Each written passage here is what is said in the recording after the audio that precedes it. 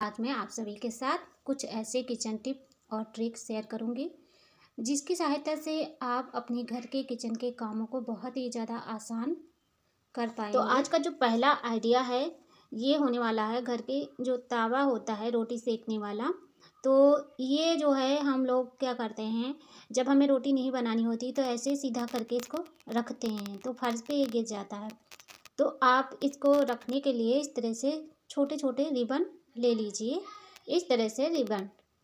तो अब देखिए इस पर अगर तवे को रखेंगे तो ये सरकेगा नहीं इधर उधर और एक जगह पर टिका रहता है।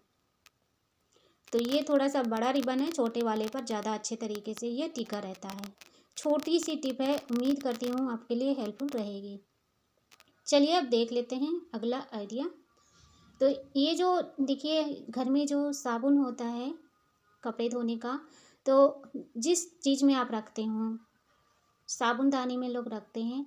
और देखिए मैं जो बर्तन धोती हूँ तो उसके लिए यहाँ पर इस तरीके का ये जो मिठाई का डिब्बा का जो ढक्कन है मैं रख ली हूँ। तो इसमें बहुत ज़्यादा साबुन गल जाता है, तो इस पर मैंने इस तरह से रबड़ लगा दिया है। अब ये साबुन जल्दी से नहीं गलेगा, लेकिन ये जो ढक्कन है इसका चारों तरफ जो है थोड़ा थोड़ा सा ही ऊपर उठा हुआ है, इसलिए रबड़ ज़्यादा ऊंचाई पर नहीं है, लेकिन कुछ बहुत इससे हमें आराम रहेगा। चलिए अब देख लेते हैं अगला टिप।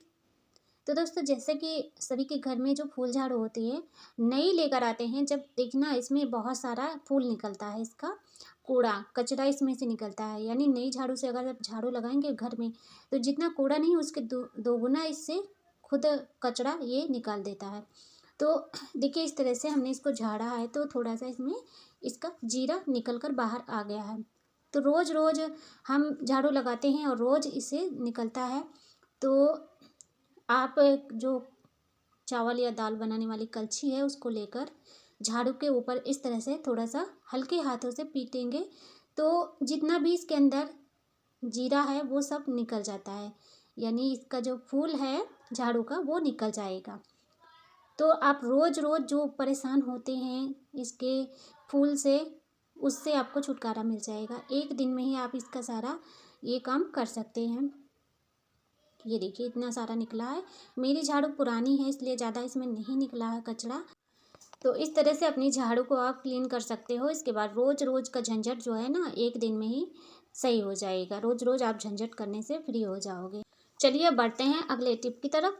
तो दोस्तों जैसे कि घर में जो हरी मिर्ची आती है बाज़ार से, जब इस तरह से पॉलीथीन में, तो एक दो दिन तक तो देखे होंगे आप एकदम बढ़िया हरी हरी रहती है। लेकिन अभी के टाइम गर्मी का सीज़न आ गया है, अब थोड़ी थोड़ी सी गर्मी पड़ने लगी है, तो हमें सब्जियों को बहुत ज़्यादा संभाल के रखना पड़ेगा जिससे कि वो हरी ताज़ी बनी रहें। तो देखिए जैसे कि आप मिर्ची को हरी बना के रखना चाहते हैं, जल्दी से सूख जाती है, तो आपको इस तरह से देखिए मिर्ची इकट्ठा कर लेना है। एक मुट्ठी मिर्ची इकट्ठा करके उस पर रिबड़ लगा दीजिए। फिर आप किसी भी गिलास में थोड़ा सा पानी डालकर इस तरह से रख दीजिए। तो इससे आपकी मिर्ची महीनों तक एकदम हरी भरी बढ़िया ताज़ी बनी रहेंगी। आपको रोज़ रोज़ मिर्ची बाज़ार से लाने की ज़रूरत नहीं पड़ेगी। साथ ही एक और टिप मैं मिर्ची के लिए शेयर करूंगी। जो मिर्ची है देखिए, पहले तो आप बाज़ार से जो लाते हैं उसको किसी भी बर्तन में डालकर डाल दीजिए इस तरह से। और मैं क्या करती हूँ इसमें के डंठल निकाल देती हूँ। तो सारे डंठल नहीं निकालती हूँ क्योंकि कभी कदार जिनको हरी मिर्ची खाना अच्छा लगता है तो डंठल लगी हुई मिर्ची अच्छी लगती है खाने में, उसको पकड़ कर खाते हैं। तो कुछ डंठल निकाल देती हूँ और कुछ रहने देती हूँ। और इसके बाद मैंने मिर्ची को देखिए धो दिया है। तो जो हमें सब्जी के लिए निकालना होता है मिर्ची, उसमें का डंठल नहीं है। और जो खाने में खाने के साथ में हम खाएंगे उसके लिए मैंने डंठल वाली मिर्ची रखी है। तो धोने के बाद में इसको मैंने 2 बार कपड़े में अच्छे से सुखा लिया है। अगर आप दिन में ये काम कर रहे हैं तो आप हल्का फुल्का धूप भी दिखा सकते हो, लेकिन इसको कॉटन के कपड़े से अगर अच्छे से सुखा लिया जाए तो ज़्यादा ही अच्छा रहेगा। पानी बिल्कुल भी नहीं रहना चाहिए। फिर आप देखिए इसको पॉलीथीन में भर दीजिए। अगर आपके यहाँ फ्रीज है तो फ्रीज में रखने के लिए पॉलीथीन में रखें। और ये छोटी सी जो मिर्ची होती है, बहुत लोग हैं ना इसको फेंक देते हैं, लेकिन मैं कभी नहीं फेंकती हूँ। क्योंकि जैसे छोटे बच्चे हैं तीखा नहीं खाते हैं खाना, तो उनको ना ये छोटी छोटी सी मिर्ची से आपको तीखा खाना सिखा सकते हो और देखने में भी अच्छी लगती हैं। तो खाने के साथ में अगर ये छोटी सी मिर्ची रखेंगे खाने में तो देखने में अच्छा लगेगा और बच्चे थोड़ा थोड़ा करके हरी मिर्ची खाना सीख जाते हैं। इसके बाद जो अगला आइडिया है ये भी बहुत ही ज़्यादा काम आने वाला है हर किसी के। तो यहाँ पर देखिए मैंने एक कागज़ का टुकड़ा लिया है। आपके पास अगर टिश्यू पेपर है तो वो भी आप ले सकते हो। मेरे पास है लेकिन अभी मिल नहीं रहा था तो मैंने यहाँ छोटा टुकड़ा लिया है। और इसके बाद देखे होंगे आप जो घर में बोर्ड लगे होते हैं तो किसी किसी बोर्ड में कुछ प्लग ऐसे होते हैं जैसे कि चार्जर हो गया या फिर कोई और चीज़ लगानी है तो वो प्लग जो है ढीले पड़ते हैं लगाने में। तो वो जो है सही से करंट नहीं मिल पाता है। तो आप ऐसे करके देखिए, अगर पेपर लगा देंगे या टिश्यू पेपर लगा देंगे तो इससे ना बहुत अच्छे से पकड़ बन जाती है। फिर ये प्लग नहीं निकलेगा, चार्जर लगा रहे हैं तो वो भी नहीं निकलने वाला है। इसके अलावा एक छोटी सी ट्रिक और मैं शेयर करूँगी आपके साथ, ये भी बहुत ही ज़्यादा यूज़फुल है। तो देखिए जैसे कि रोज़ रोज़ अभी के टाइम पे बच्चे लोग बहुत परेशान करते हैं पापड़ खाने के लिए। तो रोज़ हम कढ़ाई में ढेर सारा तेल डालते हैं तो अब पापड़ तो खाना अच्छा लगता है सभी को, लेकिन उसके पीछे कितना काम बढ़ जाता है ये तो हम ही को पता होता है जिनको काम करना है।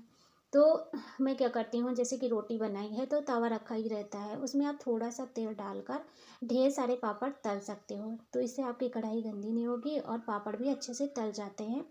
तो ज़्यादा ज़्यादा नहीं, बस एक एक करके आप पापड़ तलेंगे तो अच्छे से ढेरों पापड़ तल सकती हैं। तो इस तरह से आपके बच्चे भी खुश हो जाएंगे, आपका काम भी हो जाएगा और ज़्यादा आपको मेहनत करने की ज़रूरत नहीं पड़ेगी। इससे आपका किचन साफ़ सुथरा बने रहे। तो देखिए दोस्तों, जैसे कि लेडीज़ लोगों के पास में सेफ्टी पिन तो मिलती ही है, रहती है, वो लोग रखती हैं, तो उनको साड़ी में लगाना होता है। अब दोस्तों जैसे कि साड़ी में पिन लगाते हैं तो हमें जो है 2-4 पिन की ज़रूरत पड़ती है और समय पर ये सेफ्टी पिन बिल्कुल भी हमारे हाथ नहीं लगती हैं। तो आप सेफ्टी पिन का पूरा गुच्छा लीजिए और इस तरह से क्लेचर में लगा दीजिए। जो क्लेचर आप यूज़ नहीं करते हैं, पुराना हो जाता है, तो उसमें आप ऐसा लगा के रख दोगे तो ये सेफ्टी पिन एक जगह पर आपको मिल जाएंगी। ये बहुत ही काम का आइडिया है, अच्छा लगे तो आप ट्राई करें। तो ये छोटे छोटे से टिप और ट्रिक्स मैं शेयर करती रहती हूँ आप सभी के साथ, जिससे कि आपका काम भी आसान हो जाए और हमारा भी काम अच्छे से हो जाए। तो अब चलते हैं अगले आइडियाज़ की तरफ। तो देखिए जैसे कि किचन में जब खाना बनता है, रोटी बनाते हैं तो तावा बहुत गंदा हो जाता है। खासकर अगर तावे पर जब पराठा बनता है तब बड़ी दिक्कत हो जाती है कि इसको साफ़ कैसे करेंगे, मांजेंगे कैसे। तो देखिए ज़्यादा झंझट करने की ज़रूरत नहीं है, ना ही आपको टेंशन लेना है। बस गरम तवे पर आप थोड़ा सा नमक डालिए, इसके बाद में आपके घर में जो थोड़ा बहुत ख़राब हो जाते हैं नींबू, उनको ले लीजिए, आधा नींबू रख के और इसके ऊपर रगड़ना है। थोड़ा सा शैम्पू डाल दीजिए, अगर आपके पास विनेगर है, वाइट विनेगर, तो वो भी आप डाल सकते हैं। तो तवा हमारा ठंडा था इसलिए मैंने यहाँ गैस को ऑन किया है। आप तो तुरंत ही ये काम कर सकते हो जब तवा गर्म रहे। तो इस तरह से आप थोड़ा सा रगड़ेंगे तो तवा एकदम बढ़िया चमक उठेगा और ज़्यादा मेहनत भी नहीं लगेगी। तो अब बस देखिए तवा थोड़ा सा ठंडा हो गया है, इसको मैं पानी में धोकर दिखाती हूँ। ये देखिए मैंने हाथ लगाया और तावा एकदम बढ़िया सा साफ़ हो गया है। तो धीरे धीरे करके अगर आप ऐसे रोज़ तावे को अपने साफ़ करेंगे तो आपको ज़्यादा इसको मांजने की ज़रूरत नहीं पड़ेगी, एकदम बढ़िया सा चांदी के जैसा चमचमाने लगेगा तावा। तो इस तरह से देखिए मैंने एक आइडिया आपको बताया है तवा साफ़ करने का, और दूसरा जो तरीका है ये भी काफ़ी सिंपल है और इसे भी आप ट्राई कर सकते हो। तो जब तवे पर हम पराठा बनाते हैं काफ़ी चिपचिपा होता है, तो उसके ऊपर देखिए थोड़ा सा साबुन लगाना है। कोई भी आप जो बर्तन धोने के लिए इस्तेमाल करते हैं उसको लगा दीजिए पूरे पे, और एक बड़ा सा थोड़ा सा जितना आप हाथ में पकड़ सकें उतना ईंट का टुकड़ा लेना है। जो घर बनाने के लिए ईंट रहती हैं घर में, तो इस तरह से देखिए एक टुकड़ा ले लीजिए और थोड़ी देर इसको इस तरह से घिसना है। फिर देखिए मैं इसको धोकर दिखा रही हूँ कि जब आप इस तरह से तावे को आप घर में अपने साफ़ करेंगे ना, तभी आपको पता चलेगा कि वाकई में बहुत अच्छे से तावा साफ़ हो जाता है। ये देखिए, तो अभी मैंने ज़्यादा दिन से नहीं इसको शुरू किया है, बस कुछ ही दिन हुए हैं मुझे इस तवे को साफ़ करते हुए। तो इतना अच्छे से ये साफ़ हो गया है। धीरे धीरे करके पूरा जगह जगह पर जो आपको थोड़ा थोड़ा सा सफ़ेदी दिख रही है, पूरा उसी तरह से पूरा तवा हो जाएगा एकदम बढ़िया चांदी के जैसा।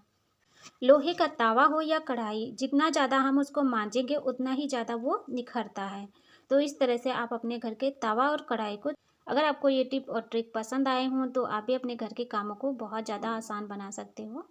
और दोस्तों, जैसे कि अभी के टाइम पे तो हर तरह की सुविधा मिल जाती है, लेकिन पहले के समय में इतनी सुविधा नहीं मिलती थी। तो लोग मिट्टी और धान की भूसी से बर्तन धोते थे, यानी मांजते थे। तो पहले के टाइम के जितने भी बर्तन थे एकदम बढ़िया चांदी के जैसे चमकते थे। पीतल के बर्तन मोटे मोटे मांजे जाते थे भूसी से, और हाथ भी दर्द करने लगते थे। लेकिन अभी के टाइम तो हर तरह की सुविधा हो जाती है और सभी लोग इतना ज़्यादा काम भी नहीं करते हैं। तो दोस्तों, आज की वीडियो अगर आपको ज़रा भी पसंद आई हो, मेरे समझाने का तरीका आपको अच्छा लगा हो, तो इस वीडियो को लाइक शेयर ज़रूर करना।